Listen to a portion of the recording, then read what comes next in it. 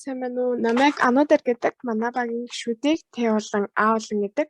Дотоод орчинд уur шунтхан органик нэгдэл ялгарах олон их үүсвэрүүд байдаг.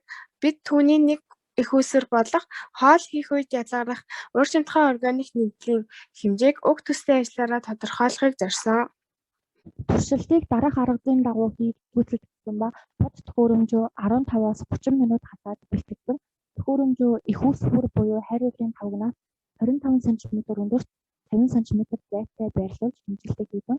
Хэмжилтээр гүн шарах, хуурах, жигнэх, буцалгах процессуудыг сонгож авсан. Гүн дээрээ махшарсан, хуурахтаа ногоо хийж хуурдсан. Жигнэх процесс дээрээ гурил жигнэх үеийг буцалгахтаа ногоотой хуурах хийсэн байна.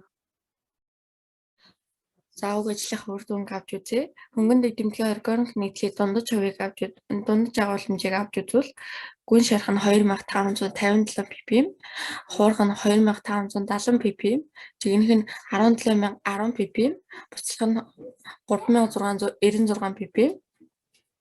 Жигнэх харганд гүн шарах болон хуурах харахтай харьцуулахад 6.1-ээс 6.7 дахин их хөнгөн уur шунтхан органик нэгдлийг ялгаруулж байна. Хүн дэвтэмтгий органик нэгдлийг гүн шарах нь 30 ppm, хуурах нь 1529 ppm.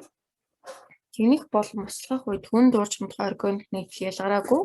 Хуурах процесс нь гүн процессоос гүн шарах процессоос 47 дахин их хүнд уur шунтхан органик нэгдлийг ялгаруулж байна.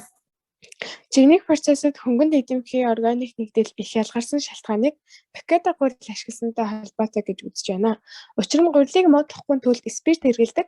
Спирт нь жигнэх процессын үед их хэмжээгээр явжсантай холбоотойгоор хөнгөн дэвтэмтгий органик нэгдлүүд их гарсан. Харин хуурах процессыг хүнсний ногоо тэр дундаа сонгон ашигласантай холбоотой. Сонгонд агуулгадаг ур шунтхан нэгдлүүд нь ихэвчлэн хүнд органик нэгдлүүд байдаг. Эдгээр органик нэгдлүүд нь дулааны нөлөөгөөр ууршиж их хэмжээгээр хүнд органик нэгдлүүд ялгаруулсан.